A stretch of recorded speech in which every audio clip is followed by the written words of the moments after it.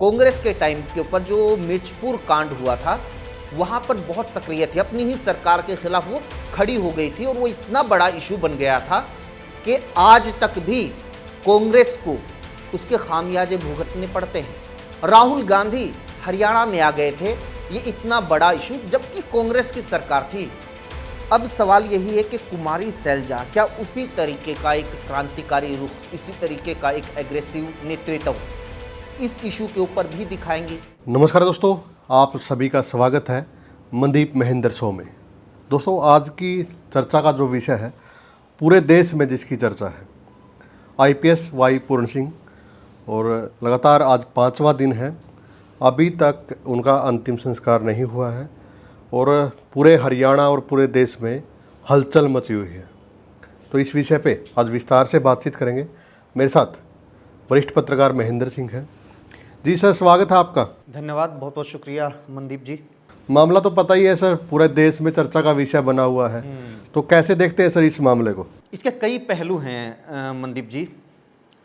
इसका जो एक न्यायिक पहलू है, कानूनी पहलू है, वो है, राजनीतिक पहलू है और सामाजिक पहलू भी है। बहुत कम ऐसे मुद्दे होते हैं जिसमें ये तमाम चीज़ें जुड़ी हो। ये एक ऐसा मसला है क्योंकि यहाँ पर जो दलित भेदभाव, दलितों की प्रताड़ना, ये तमाम आरोप सुसाइड नोट में लगाए गए हैं वाई पूर्ण सिंह द्वारा जो लिखा गया है जी। उसके अलावा कानूनी पहलू है कि शुरुआत में कार्रवाई नहीं हुई जो परिवार की तरफ से मांग की गई, अब तक भी वो कार्रवाई नहीं हुई है जो मांग की जा रही है। तो ये कानूनी पहलू है और राजनीतिक पहलू है क्योंकि जहां पर भी दलित वर्ग का सवाल आता है तो बहुत सारे संगठन और तमाम राजनीतिक दल इसको लेकर सक्रिय हो जाते हैं। एक एक करके तमाम चीज़ों पर चर्चा करेंगे और ख़ासतौर पर हम कोशिश करेंगे कि कानूनी पहलुओं पर हम लोग उस लिहाज से चर्चा ना करें कि हम लोग एक्सपर्ट साउंड करें, क्योंकि हम उस चीज़ के ना एक्सपर्ट हैं, ना हम यहाँ पर बैठकर हम लोग ये बता सकते हैं कि यही हुआ होगा, यही दोषी है बिल्कुल सही बात। और इसके ऊपर आरोप सही हैं, या फिर जो कुछ भी हो रहा है सरकार कर रही है वो गलत है, या फिर जो नहीं कर रही है वो सही है। तो हम इस चीज़ के एक्सपर्ट नहीं हैं। इस चीज़ के ऊपर हम लोग कम से कम बात करेंगे, लेकिन राजनीतिक पहलुओं के ऊपर हम लोग बात कर सकते हैं। बिल्कुल। ये सिर्फ हरियाणा की राजनीति को बदलने वाला मुद्दा साबित नहीं हो रहा है, बल्कि ये देश की राजनीति में भी एक हलचल पैदा करने वाला इशू बनता जा रहा है। बहुत सारे लोग ये कहते हैं कि इस मुद्दे पर राजनीति नहीं होनी चाहिए, जबकि सच्चाई ये है कि इस देश में ऐसा कोई इशू है ही नहीं जिसके ऊपर राजनीति ना होती हो या नहीं होनी चाहिए, क्योंकि हम लोग एक लोकतांत्रिक देश के वासी हैं और लोकतंत्र का मतलब होता है राजनीतिक लोकतंत्र, और राजनीति इस देश में सब कुछ तय करती है। इस देश में आपको स्कूल कैसा मिलेगा, आपको पढ़ाई कैसी मिलेगी, इलाज कैसा होगा, पीने का पानी कैसा मिलेगा, चलने को सड़कें कैसी मिलेंगी, और यहाँ तक कि आपकी सामाजिक व्यवस्था कैसी होगी, आपकी सरकार कैसी होगी, वो किसके प्रति ज़्यादा जवाबदेह होगी, वो किस समाज को ज़्यादा न्याय देने के लिए त्वरित कार्रवाई करेगी या किस पक्ष को वो इग्नोर कर देगी, ये तमाम चीज़ें हमारे देश में राजनीति तय करती है। हम चाहते हुए या ना चाहते हुए हम लोग लाख बार कोशिशें करते रहें या बोलते रहें कि हमें राजनीति का हिस्सा नहीं बनना है, किसी तरह की कोई राजनीतिक टीका टिप्पणी नहीं करनी है, ये तमाम चीज़ें हम लोग जहन में रखते हुए भी एक राजनीतिक प्रक्रिया का हिस्सा होते हैं। तो ये सवाल एक तरीके से बड़ा बेमानी हो जाता है। ये कोई ऑब्जेक्शन करे कि इसके ऊपर राजनीतिक चर्चा का क्या मतलब बनता है, नहीं बनता है, और ये हो रहा है, इसको हम लोग इग्नोर नहीं कर सकते हैं। हम लोग कबूतर नहीं बन सकते हैं जो बिल्ली को देख के आंख बंद कर लेता है और सोचता है कि बिल्ली अंधी हो गई है, सारी दुनिया में अंधेरा छा गया है। तो राजनीतिक पहलू हरियाणा की राजनीति से शुरू होता है, और एक ऐसा पक्ष जिसके बारे में अब तक शायद किसी मंच के ऊपर चर्चा नहीं हुई है, हम उसका जिक्र सबसे पहले कर लेते हैं जी। नायब सिंह सैनी। अब तक उनका जो राजनीतिक करियर रहा है और ख़ासतौर पर 2014 के बाद बड़ा शानदार रहा है। लगातार उनका जो ग्राफ है वो लगातार ऊपर ऊपर ऊपर की तरफ जाता गया है। विधायक बने, मंत्री बने, सांसद बने और फिर उसके बाद वो मुख्यमंत्री बने और फिर से मुख्यमंत्री बने। मतलब अब तक का एक तरीके से हनीमून पीरियड उनके करियर का चल रहा है। और किसी भी मुख्यमंत्री हो, कोई भी जब लंबा कार्यकाल होता है तो चुनौतियां आती हैं उनके करियर में। बहुत सारे ऐसे मौके आते हैं जब नेतृत्व दिखाना होता है, जब फैसला लेना होता है कि अगर यहाँ पर मैं कोई चूक कर गया तो वो ढलान की तरफ भी हो सकता है फिर वहाँ से करियर। अगर यहाँ पर मैंने कोई परिपक्व और अच्छा फैसला ले लिया तो फिर यहाँ से एक नए तरीके के मुख्यमंत्री को हम यहाँ से देखेंगे। तो आज उस मोड़ के ऊपर नायब सिंह सैनी खड़े हुए हैं। विपक्षी आरोप लगा देते हैं कि नायब सिंह सैनी तो सिर्फ नाम के मुख्यमंत्री हैं, मनोहर लाल खट्टर ही सुपर सीएम है, फैसले तो सारे दिल्ली से होते हैं।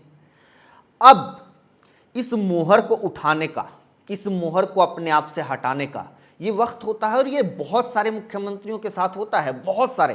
क्योंकि ऐसा नहीं होता कि आपको कोई और ही चलाता रहे। आप जब किसी पद के ऊपर होते हो, आपके हाथ में कोई पावर होती है, तो एक टाइम के ऊपर आपको एहसास होता है कि नहीं, ये मेरी पावर है, ये मेरा पद है, ये फैसला मुझे लेना चाहिए, ना कि मेरे लिए कोई और फैसला लेगा। तो यानी कि नायब सैनी के लिए अग्नि परीक्षा मान के चले। हाँ, बिल्कुल। ये और जो ये बड़ा एक अब तक के उनके करियर में पहला ऐसा हर्डल आया है जहां पर उन्हें बहुत सोच समझकर वो तलवार की धार पे चल रहे हैं। इस वक्त किस तरीके का, किस तरफ का फैसला लेते हैं, किस तरह इस पूरी सिचुएशन को हैंडल करते हैं। क्योंकि ये मुद्दा सिर्फ ये नहीं है कि भाई विपक्ष आपके ऊपर उंगलियां उठाएगा, विपक्ष आपको बदनाम कर देगा या विपक्ष आपके ऊपर आरोप लगा देगा। उनसे बड़ी चुनौती नायब सिंह सैनी जी के ऊपर ये है कि एक ऐसा वोट बैंक जो उनके प्रति शायद सबसे ज्यादा मजबूत तरीके से उनके साथ जुड़ा हुआ है। खासतौर पर जो उनकी सरकार ने फैसला लिया हरियाणा में SC DSC ये अलग अलग आरक्षण के पार्टीशन करने का, उसके बाद से एक बड़ा वर्ग SC वर्ग बिल्कुल बहुत स्ट्रोंगली, जिसने ज़बरदस्त तरीके से बीजेपी के पक्ष में इस चुनाव में वोटिंग की। और बीजेपी मानती भी होगी इस बात को कि इस ऐतिहासिक और अप्रत्याशित जीत के पीछे ये बहुत बड़ा फैक्टर था। अब वो वर्ग भी अब तक के सरकार के रवैये से खुश नहीं है। बहुत सारे जो दलित संगठन, आपने देखा होगा कि जब कुमारी सैलजा का इशू विधानसभा चुनाव में बन गया था तो उस दौरान वो लोग सड़कों के ऊपर उतर गए थे। वो कांग्रेस के खिलाफ प्रचार कर रहे थे, लोगों को गांव-गांव जाकर, चौपालों में जाकर बैठ के करके शपथ दिला रहे थे कि कांग्रेस को वोट नहीं देंगे। अब वो लोग, हालांकि धीरे धीरे करके ही सही, अब वो लोग सरकार को घेरने के लिए, सरकार पर सवाल उठाने के लिए वो लोग आगे आ रहे हैं जी। और राजनीति इससे सिर्फ हरियाणा की नहीं जुड़ी हुई है। और हरियाणा में एक पक्ष कुमारी सैलजा, जो अब तक बताया जा रहा है कि वो अब तक विदेश में थी, अब वो शायद वापिस आ गई हैं। अब इस पूरे घटनाक्रम के ऊपर कुमारी सैलजा क्या रुख अपनाती हैं उससे भी बहुत कुछ तय होगा। क्योंकि आपको याद होगा कि कुमारी सैलजा कांग्रेस के टाइम के ऊपर जो मिर्चपुर कांड हुआ था वहां पर बहुत सक्रिय थी, अपनी ही सरकार के खिलाफ वो खड़ी हो गई थी और वो इतना बड़ा इशू बन गया था कि आज तक भी कांग्रेस को उसके खामियाजे भुगतने पड़ते हैं। राहुल गांधी हरियाणा में आ गए थे, ये इतना बड़ा इशू जबकि कांग्रेस की सरकार थी। अब सवाल यही है कि कुमारी सैलजा क्या उसी तरीके का एक क्रांतिकारी रुख, इसी तरीके का एक एग्रेसिव नेतृत्व इस इशू के ऊपर भी दिखाएंगे? क्या राहुल गांधी जो कांग्रेस की सरकार के दौरान यहाँ पर आकर एक इशू के ऊपर बहुत मुखर तरीके से अपनी हाजिरी दर्ज करवाने के लिए आए थे, क्या अब वो आएंगे? अब उनकी क्या कुछ भूमिका रहेगी? उसके अलावा तमाम जो दूसरे विपक्षी दल हैं वो सरकार को किस तरीके से घेरने की प्लानिंग करते हैं, ये तमाम पहलू हरियाणा की राजनीति के बारे में जुड़े हुए हैं। और देश की राजनीति में तो है ही चर्चा है, लेकिन देश की राजनीति पर कितना असर पड़ेगा ये बहुत दूर की कड़ी है। क्योंकि अभी हाल फिलहाल देश में इलेक्शन नहीं है, लेकिन इलेक्शन नज़दीक है, कहाँ? पंजाब में। और ये पूरा मामला जो दर्ज हुआ है ये चंडीगढ़ में दर्ज हुआ है और पंजाब से जो आईएएस जिन्होंने अपनी जान दी है, आईपीएस जिन्होंने अपनी जान दी है, उनकी पत्नी के जो भाई हैं वो पंजाब में विधायक भी हैं। और पंजाब की जो आम आदमी पार्टी की सरकार है, आपने देखा होगा कि वो ज़्यादा सक्रिय है। सिर्फ ये पूर्ण कुमार के मामले को लेकर नहीं, इससे पहले जो देश के मुख्य न्यायाधीश के ऊपर हमला करने की कोशिश हुई थी, जूता फेंकने की कोशिश हुई थी, उस मामले में न्यायाधीश ने उस आदमी को माफ कर दिया, जूता भी वापस करवा दिया पुलिस को कह के। और कांग्रेस की सरकारों ने कहीं पर भी इस तरीके की कोई एफआईआर या कानूनी कार्रवाई की कोई पहल नहीं की उस आरोपी के ऊपर। कांग्रेस ने कोई धरना प्रदर्शन भी जो मेरी जानकारी में है वो नहीं किया। लेकिन पंजाब की आम आदमी पार्टी सरकार ने क्या किया कि इस पूरे घटनाक्रम के बाद जो लोग उस आदमी को सही ठहरा रहे थे और सीजेआई को धमकियां दे रहे थे, यहां तक कह रहे थे कि उनके साथ सड़क के ऊपर भी ये होना चाहिए। ऐसे बहुत सारे लोग जो सोशल मीडिया के ऊपर एक्टिव थे, जिनके बारे में आरोप ये लगता है कि उनको सरकार का संरक्षण प्राप्त है, उन लोगों के ऊपर आम आदमी पार्टी सरकार ने पंजाब में एफआईआर दर्ज कर दी। SC/ST एक्ट से लेके नॉन बेलेबल जो धाराएं लगाई गई, उनके आधार के ऊपर वहां पर केस दर्ज किया गया है।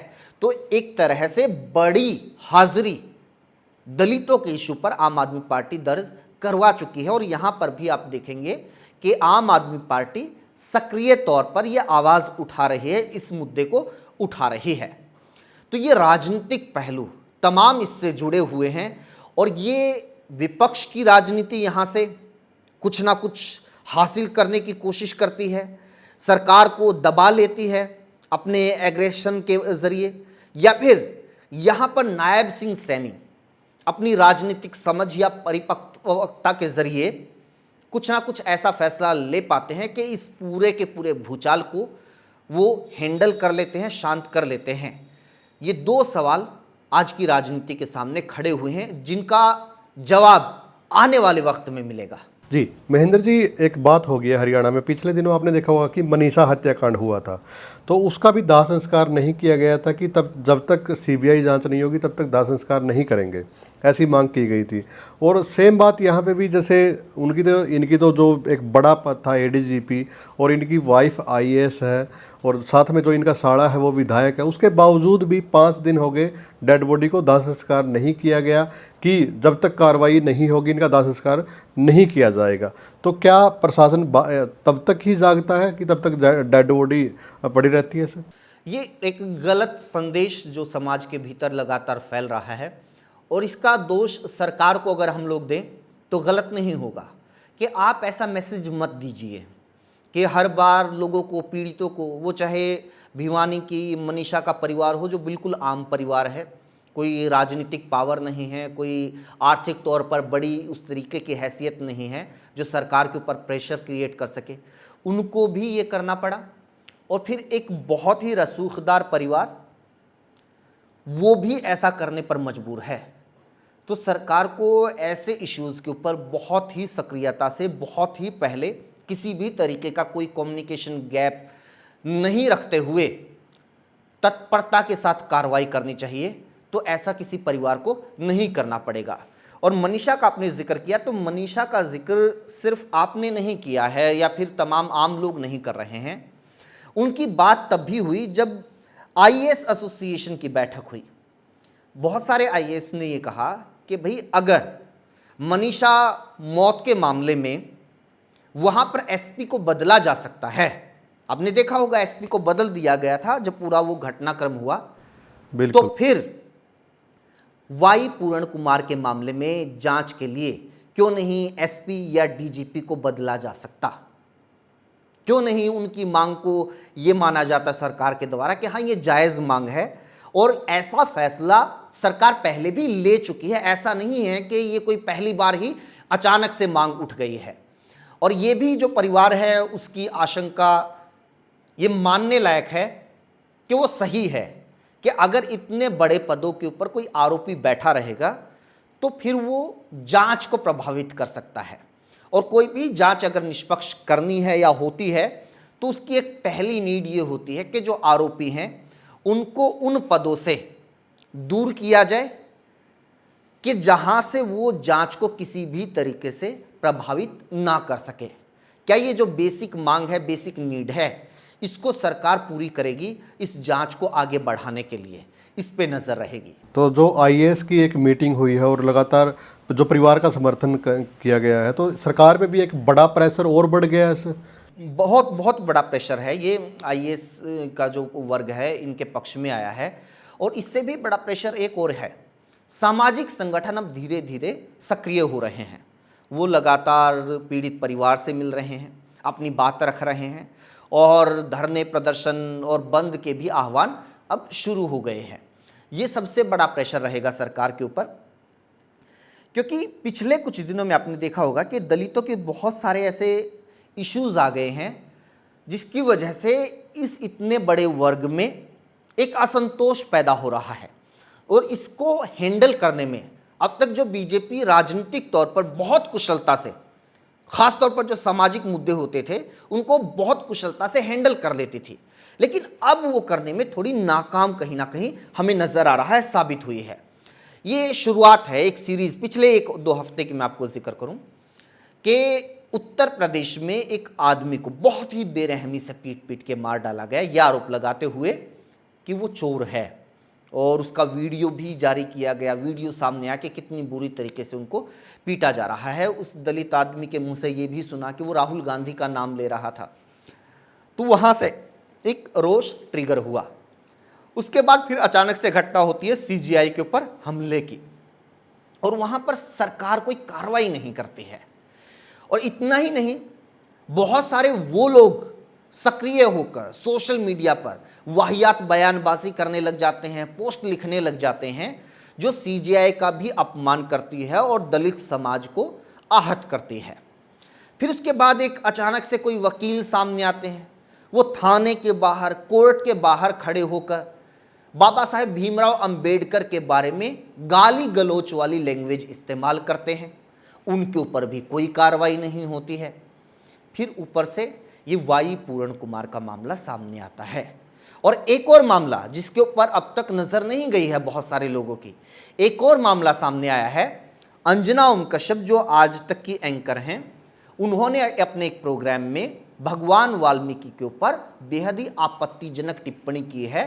और ये टिप्पणी बहुत सारे लोग जानकारी के अभाव में, अनजाने में करते हैं। इस वजह से ये मामला कोर्ट में भी गया था और कोर्ट ने बाकायदा निर्देश दिया था इस इशू के ऊपर कि भगवान वाल्मीकि के बारे में आप इस तरह का कोई बयान, इस तरह की कोई भाषणबाजी या इस तरह की कोई भी कार्यक्रम नहीं कर सकते हैं। उनको आपके भी, ये तो पूर्व में डाकू थे, वो तो लुटेरे थे, इस तरह का कोई भी तथ्यात्मक सबूत मौजूद नहीं है, तो आप उनके बारे में ऐसा कुछ नहीं बोल सकते हैं। लेकिन अंजना ओम कश्यप ने एक लंबा कार्यक्रम इसी के ऊपर कर दिया और उन्होंने वो तमाम आपत्तिजनक बातें भगवान वाल्मीकि के बारे में कही जिसकी मनाही बाकायदा देश की सुप्रीम कोर्ट ने की थी। तो उनके खिलाफ भी कुरुक्षेत्र में शिकायत दर्ज की गई है, उनके खिलाफ भी कार्रवाई की मांग उठी है कि उनको जल्द से जल्द गिरफ्तार किया जाए, नहीं तो दलित समाज सड़कों पर आने को मजबूर होगा। इस मामले ने भी आग में घी डालने का काम किया है। तो एक लंबी सीरीज है, सिर्फ एक इशू के इर्द गिर्द आप ये मान के चले कि भाई इसी की वजह से एकदम से दलित समाज आक्रोशित होकर बीजेपी की खिलाफत करने लगा या सरकार का विरोधी हो गया, ये नहीं है। एक एक करके ऐसे मुद्दे आ रहे हैं जहां पर सरकार उतनी स्मार्टली हैंडल नहीं कर रही है इश्यूज को जो अब तक करती आई है। जी महेंद्र जी, वीडियो लंबी हो रही है, तो लास्ट में यही है कि हरियाणा सरकार कितनी कामयाब हुई है इस मामले में, या फिर अभी तक क्या जो कार्रवाई आप देख रहे हैं वाईपूर्ण के मामले में, क्या लग रहा है? अभी तक देखो कार्रवाई तो खैर कुछ हुई नहीं है, और जितना ये पेचीदा मामला है हम लोग यहाँ पर बैठकर कह सकते हैं कि नहीं ऐसा फटाक से कर देना चाहिए। बहुत पेचीदा मामला है, सिर्फ आज की नहीं आगे तक की सोचनी पड़ेगी, क्योंकि ये ऐसा मामला है इसका जिक्र सिर्फ आज नहीं होगा, आने वाले पता नहीं कितने बरसों तक होगा, यहाँ पर अगर किसी भी तरह की कोई गलती होती है तो उसका राजनीतिक खामियाजा बीजेपी को या मुख्यमंत्री को भुगतना पड़ सकता है, तो इसीलिए टाइम भी लिया जा रहा है। और जब भी दो टकराव की स्थिति आती है, दोनों ही पक्ष किसी तरह से झुकने को तैयार नहीं होते हैं, तो वहाँ पर बीच का रास्ता निकालने की भी कोशिश होती है। क्या वो बीच का रास्ता सरकार निकाल पाएगी और उसमें कितना समय लगेगा, और अगर वो कोई रास्ता निकलता है तो फिर उसका ओवरऑल मैसेज क्या जाएगा? ये तमाम असमंजस, ये तमाम मंथन चिंतन आज सरकार के सामने और ख़ासतौर पर हरियाणा के मुख्यमंत्री के सामने होगा, जो अब तक कम से कम ऐसे किसी भी पेचीदा इशू में नहीं फंसे और कोई भी अब तक उनका इस तरीके का निर्णय नहीं रहा कि उनके ऊपर जात पात के लिहाज से बांटने का या जात पात के लिहाज से किसी तरफ झुकने का कोई आरोप मोटे मोटे तौर पर लगाया जा सके। लेकिन यहाँ पर इसलिए मैं कह रहा हूँ कि वो एक दोधारी तलवार के ऊपर चल रहे हैं। यहाँ से जो नायब सिंह सैनी निकल कर आएंगे वो एक अलग ही नेता होंगे, अलग ही मुख्यमंत्री होंगे। बातचीत करने के लिए शुक्रिया sir. Thank you so much. और मैं हरियाणा की जनता से भी अनुरोध करूंगा कि इस मामले को लेकर अपनी राय आप भी कमेंट के माध्यम से ज़रूर दें। धन्यवाद।